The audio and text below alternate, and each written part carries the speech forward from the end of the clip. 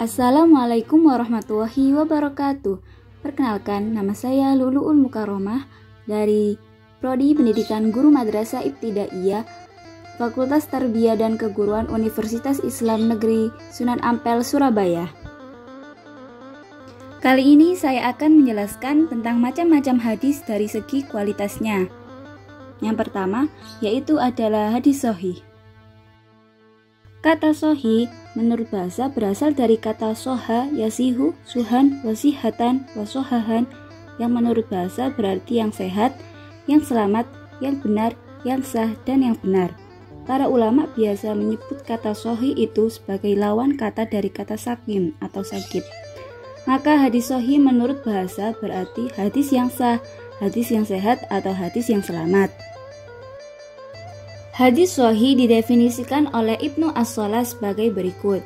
Hadis yang disandarkan kepada Nabi Shallallahu Alaihi Wasallam yang sanadnya bersambung, diriwayatkan oleh perawi yang adil dan dobit hingga sampai akhir sanad, tidak ada kejanggalan dan tidak berilat.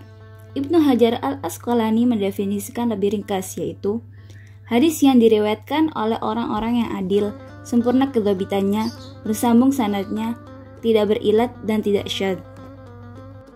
Dari dua pengertian di atas maka dapat difahami bahwa hadis sahih merupakan hadis yang disandarkan kepada Nabi Muhammad SAW. Sanadnya bersambung, perawinya yang adil, kuat ingatannya atau kecerdasannya, tidak ada cacat atau rusak. Syarat-syarat hadis sahih. Menurut takrif muhaddisin maka dapat difahami bahwa suatu hadis dapat dikatakan sahih apabila telah memenuhi 5 syarat. Yang pertama adalah sanadnya bersambung. Yang dimaksud sanad bersambung adalah tiap-tiap periwayatan dalam sanad hadis menerima periwayat hadis dari periwayat terdekat sebelumnya. Keadaan ini berlangsung demikian sampai akhir sanad dari hadis itu. Yang kedua adalah periwayatan bersifat adil. Adil di sini adalah periwayat seorang muslim yang baligh, berakal sehat, selalu memelihara perbuatan taat dan menjauhkan diri dari perbuatan-perbuatan maksiat. Yang ketiga yaitu periwayatan bersifat dobit. Dobit adalah orang yang kuat hafalannya tentang apa yang telah didengarnya dan mampu menyampaikan hafalannya kapan saja ia menghendakinya. Yang keempat, tidak janggal atau syadz. Adalah hadis yang tidak bertentangan dengan hadis lain yang sudah diketahui tinggi kualitas kesahihannya. Yang kelima yaitu terhindar dari illat atau cacat, yaitu hadis yang tidak memiliki cacat yang disebabkan adanya hal-hal yang tidak baik yang kelihatannya samar-samar. Para ulama ahli hadis membagi hadis-hadis menjadi 2 macam, yaitu yang pertama, hadis sahih li zati, ialah hadis sahih dengan sendirinya, artinya hadis sahih yang memiliki 5 syarat atau kriteria sebagaimana yang telah disebutkan. Penyebutan hadis sahih li zati dalam pemakaiannya sehari-hari pada dasarnya cukup memakai sebutan dengan hadis sahih. Adapun contoh hadis li zati yang artinya dari Ibnu Umar radhiyallahu an Rasulullah shallallahu alaihi wasallam bersabda, dasar pokok Islam itu ada 5 perkara: mengakui tidak ada Tuhan selain Allah dan mengaku bahwa Muhammad adalah Rasulullah, menegakkan sholat atau sembahyang, membayar zakat, menunaikan puasa di bulan Ramadan, dan menunaikan ibadah haji. Hadis riwayat Bukhari dan Muslim. Yang kedua yaitu hadis sahih li ghairihi, yaitu hadis yang kesahihannya dibantu adanya keterangan lain. Hadis pada kategori ini pada mulanya memiliki kelemahan pada aspek kedobitannya, sehingga dianggap tidak memenuhi syarat untuk dikategorikan sebagai hadis sahih. Contoh hadis sahih li ghairihi yang artinya dari Abu Hurairah bahwasanya Rasulullah Shallallahu Alaihi Wasallam bersabda, sekiranya aku tidak menyusahkan umatku, tentulah aku menyuruh mereka bersunggi atau menyikat gigi di setiap mengerjakan sholat. Hadis riwayat Bukhari dan Tirmizi. Kehujahan hadis sahih. Para ulama sependapat bahwa hadis ahad yang sahih dapat dijadikan hujah untuk menetapkan syariat Islam. Namun mereka berbeda pendapat apabila hadis kategori ini dijadikan menetapkan soal-soal akidah. Para ulama dalam hal ini berbeda pendapat sebagai berikut. Pendapat pertama yaitu menurut sebagian ulama bahwa hadis sahih tidak memberi faidah qot'i sehingga tidak bisa dijadikan hujjah untuk menetapkan soal akidah. pendapat kedua, menurut An-Nawawi bahwa hadis-hadis sahih yang diriwayatkan Bukhari dan Muslim memberikan kaidah qat'i. Pendapat ketiga, yaitu pendapat Ibnu Hazm bahwa semua hadis sahih memberikan faidah qat'i tanpa dibeda-bedakan apakah diriwayatkan oleh kedua ulama di atas atau bukan. Jika memenuhi syarat kesohihannya adalah sama dalam memberikan faidahnya. Hadis yang kedua yaitu hadis hasan. Menurut pendapat Ibnu Hajar, hadis hasan adalah hadis yang dinuklikan oleh orang yang adil yang kurang kuat ingatannya, yang mutasil sanadnya, tidak cacat dan tidak ganjil.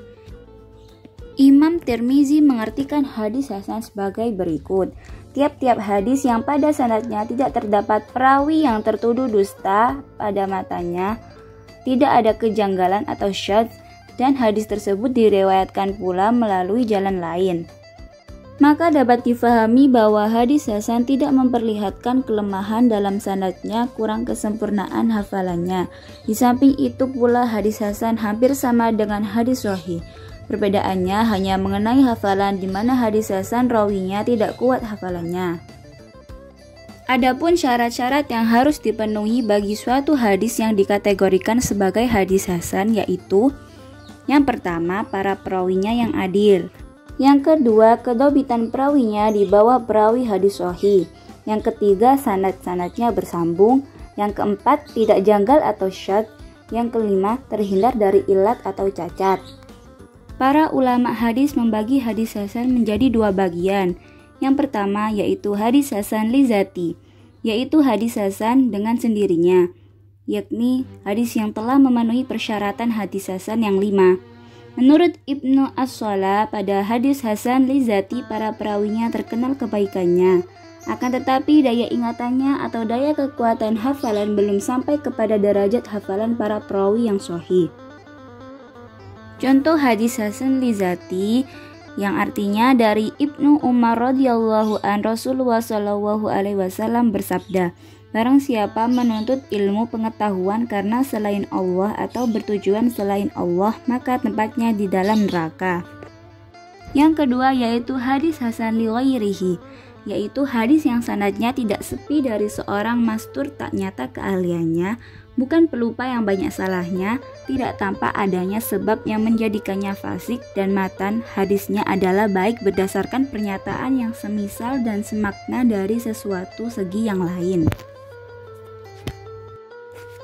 Hadis hasan li ghairihi ialah hadis hasan yang bukan dengan sendirinya.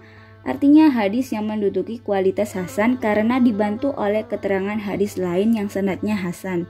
Jadi hasan yang pertama itu terangkat derajatnya oleh hadis yang kedua, dan yang pertama itu disebut hadis hasan. Contohnya sebagai berikut. Rasulullah Shallallahu alaihi wasallam bersabda, hak bagi seorang muslim mandi di hari Jumat, hendak mengusap salah seorang dari mereka wangi-wangian keluarganya.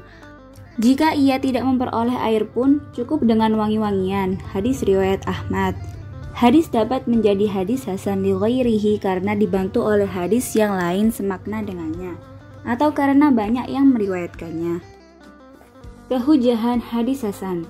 Sebagaimana hadis sahih, menurut para ulama ahli hadis bahwa hadis hasan baik hasan li zati maupun hasan li ghairihi juga dapat dijadikan hujjah untuk menetapkan suatu hukum. Harus diamalkan. Hanya saja terdapat perbedaan pandangan di antara mereka dalam soal penempatan rutbah atau urutannya yang disebabkan oleh kualitasnya masing-masing. Hadis yang ketiga yaitu hadis dhaif. Kata dhaif menurut bahasa berarti lemah, sebagai lawan dari kata qawi yang artinya kuat. Sebagai lawan dari kata sahih, kata dhaif secara bahasa berarti hadis yang lemah, yang sakit atau yang tidak kuat. Secara terminologis, para ulama mendefinisikan secara berbeda-beda, akan tetapi pada dasarnya mengandung maksud yang sama. Pendapat An-Nawawi yaitu hadis yang di dalamnya tidak terdapat syarat-syarat hadis sahih dan syarat-syarat hadis hasan. Pembagian hadis dhaif. Yang pertama adalah dhaif dari sudut sandaran matanya. Dhaif dari sudut sandaran matanya dibagi menjadi dua macam. Yang pertama, hadis mauquf. ialah hadis yang diriwayatkan dari para sahabat berupa perkataan, perbuatan, dan takrirnya. Sebagai contoh, Ibnu Umar berkata, "Bila kau berada di waktu sore, jangan menunggu datangnya di waktu pagi hari. Dan bila kau berada di waktu pagi, jangan menunggu datangnya waktu sore hari. Ambillah dari waktu sehatmu persediaan untuk waktu sakitmu, dan dari waktu hidupmu untuk persediaan matimu." Hadis riwayat Bukhari. Yang kedua yaitu hadis maqtu. Ialah hadis yang diriwayatkan dari tabi'in berupa perkataan, perbuatan, atau takrirnya. Contoh seperti perkataan Sufyan As-Tsauri, seorang tabi'in. Termasuk sunnah ialah mengerjakan sembahyang 12 rakaat setelah sembahyang Idul Fitri dan 6 rakaat sembahyang Idul Adha. B. Dhaif dari sudut matanya. Hadis syadz ialah hadis yang diriwayatkan oleh para perawi yang thiqah atau terpercaya, akan tetapi kandungan hadisnya bertentangan dengan kandungan hadis yang diriwayatkan oleh para perawi yang lebih kuat kethiqahannya. Contohnya Rasulullah Shallallahu Alaihi Wasallam bila telah selesai sembahyang sunnah 2 rakaat fajar, beliau berbaring miring di atas pinggang kanannya. Hadis Bukhari di atas yang bersanad Abdullah bin Yazid, Sa'id bin Abi Ayyub, Abul Aswad, Urwah bin Zubair, dan Aisyah radhiyallahu an. Dan riwayat dari rawi-rawi yang lain yang lebih thiqah yang meriwayatkan atas dasar fi'il atau perbuatan Nabi. C. Dhaif dari salah satu sudutnya baik sanad ataupun matan secara bergantian. Yang dimaksud bergantian di sini adalah kedhaifan tersebut kadang-kadang terjadi pada sanad dan kadang-kadang pada matan, yang termasuk hadis yaitu: yang pertama, hadis maqlub, ialah hadis yang terjadi mukhalafah atau menyalahkan hadis lain, disebabkan mendahulukan dan mengakhirkan. Tukar-menukar yang dikarenakan mendahulukan sesuatu pada satu dan mengakhirkan pada tempat lain, ada kalanya terjadi pada matan hadis dan ada kalanya terjadi pada sanad hadis. Contoh tukar-menukar yang terjadi pada matan hadis Muslim dari Abu Hurairah radhiyallahu an yang artinya, dan seseorang yang bersedekah dengan sesuatu yang sedekah yang disembunyikan hingga tangan kanannya tak mengetahui apa-apa yang telah dibelanjakan oleh tangan kirinya.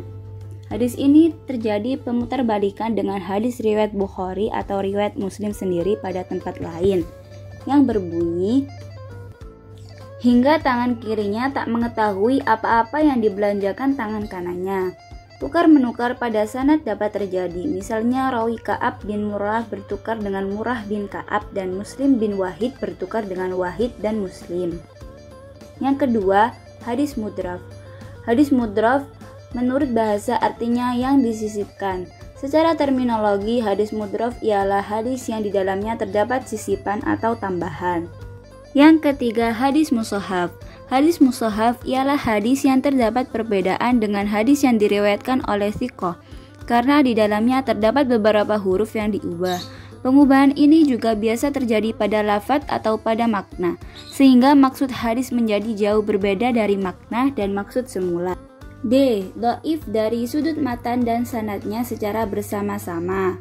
Yang termasuk hadis dhaif tersebut adalah: yang pertama, hadis maudhu. Hadis maudhu adalah hadis yang disanadkan dari Rasulullah SAW secara dibuat-buat dan dusta, padahal beliau tidak mengatakan, melakukan, dan menetapkan. Yang kedua, hadis munkar. Ialah hadis yang hanya diriwayatkan oleh seorang perawi yang lemah, yang bertentangan dengan hadis yang diriwayatkan oleh perawi yang terpercaya atau jujur. E. Dhaif dari segi persambungan sanadnya. Hadis-hadis yang termasuk dalam kategori tersebut, yang pertama yaitu hadis mursal. Hadis mursal ialah hadis yang gugur sanadnya setelah tabi'in. Yang dimaksud gugur di sini ialah nama sanad terakhir, yakni nama sahabat yang tidak disebutkan, padahal sahabat adalah orang pertama menerima hadis dari Rasulullah SAW. Yang kedua yaitu hadis munqati, yaitu hadis yang gugur pada sanadnya. Seorang perawi atau pada sanad tersebut disebutkan seorang yang tidak dikenal namanya. Yang ketiga, hadis mu'dhal. Hadis yang gugur dua sanadnya atau lebih secara berturut-turut, baik gugurnya itu antara sahabat dengan tabi'in atau antara tabi'in dengan tabi'in. Para ulama sepakat melarang meriwayatkan hadis dhaif bukan maudhu ataupun hadis dhaif bukan hadis maudhu, maka diperselisihkan tentang boleh atau tidaknya diriwayatkan untuk berhujjah. Dalam hal ini ada beberapa pendapat. Yang pertama yaitu melarang secara mutlak, yang kedua membolehkan. Ibnu Hajar al-Asqalani, ulama hadis yang memperbolehkan berhujjah dengan hadis dhaif untuk keutamaan amal, memberikan 3 syarat. Yang pertama, hadis dhaif itu tidak keterlaluan. Yang kedua, dasar amal yang ditunjukkan oleh hadis dhaif tersebut masih di bawah suatu dasar yang dibenarkan oleh hadis yang dapat diamalkan, sahih atau hasan. Yang ketiga, dalam mengamalkannya tidak mengitikadkan bahwa hadis tersebut benar-benar bersumber dari Nabi, tetapi tujuan ikhtiyat atau hati-hati belaka. Dari beberapa uraian tadi, maka dapat diambil kesimpulan bahwa yang pertama, hadis sahih merupakan hadis yang disandarkan kepada Nabi Muhammad SAW, yang sanadnya bersambung, diriwayatkan oleh perawi yang adil dan dhabit, hingga sampai akhir sanad tidak ada kejanggalan dan tidak terikat. Hadis sahih ini juga terbagi menjadi 2 macam, yaitu sahih li zatihi dan sahih li ghairihi. Yang kedua, hadis hasan merupakan hadis yang dinuklikan oleh orang yang adil, tapi kurang kuat ingatannya, yang mutasil sanadnya tidak cacat dan tidak ganjil. Hadis hasan ini juga terbagi menjadi 2, yaitu hadis sahih li zatihi dan hadis sahih li ghairihi. Ketiga, hadis dhaif adalah hadis yang di dalamnya tidak terdapat syarat-syarat hadis sahih dan hadis hasan, atau dapat juga diartikan hadis yang kehilangan satu syarat atau lebih dari syarat-syarat hadis sahih atau hadis hasan. Sekian penjelasan macam-macam hadis dari segi kualitasnya. Bila terdapat kesalahan, mohon dimaafkan. Terima kasih sudah menonton hingga akhir. Jangan lupa like dan share. Wassalamualaikum warahmatullahi wabarakatuh.